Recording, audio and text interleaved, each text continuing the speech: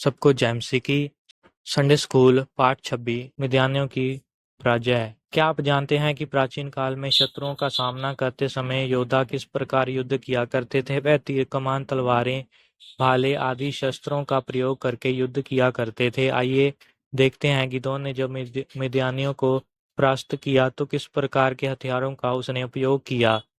गिदोन ने मिद्यानियों के विरुद्ध लड़ने के लिए अपने देश के योद्धाओं को बुलाया। उसकी पुकार सुनकर लगभग 32,000 योद्धा सामने आ गए। परमेश्वर ने गिदोन से कहा कि यह तो बहुत अधिक लोग हैं। अंत गिदोन ने घोषणा की, यदि कोई डर के मारे कांपता हो तो वह लौट कर घर जा सकता है। यह सुनकर 22,000 योद्धा लौट गए।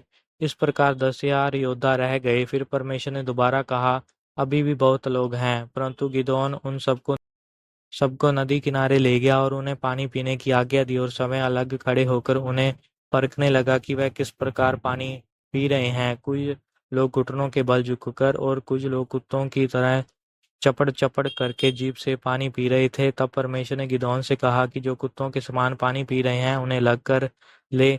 इस प्रकार पानी पीने वाले लोग केवल 300 ही निकले। गिदोन ने उनकी संख्या बहुत कम पाई, लेकिन परमेश्वर ने कहा कि मैं इन्हीं के द्वारा मिद्यानियों को परास्त करूंगा।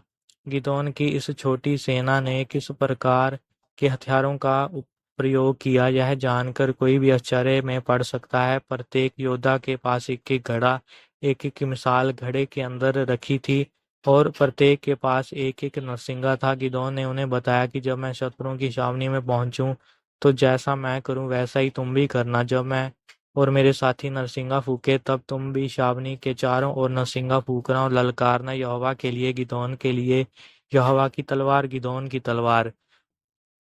मध्य रात्रि से पहले गिदोन और उनकी सैनिक टुकड़ी मिद्यानी सेना की छावनी की सीमा पर पहुंची और नरसिंगे फूकने आरंभ कर दिए। तब पश्चात सबने अपने अपने घड़े फोड़े। गिदोन की अन्य दो सैनिक टुकड़ियों ने भी अपनी अपनी दिशा से उसी प्रकार किया।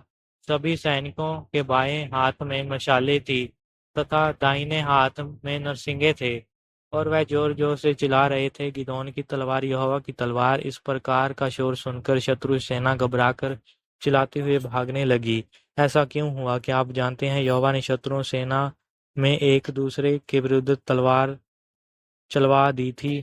इस प्रकार यहोवा परमेश्वर ने अपने लोगों को मिद्यानियों पर विजय दिलाई। उदाहरण न्यायियों की पुस्तक 7 का 1 से 25 याद करने के लिए पद जकरिया 4 की 6।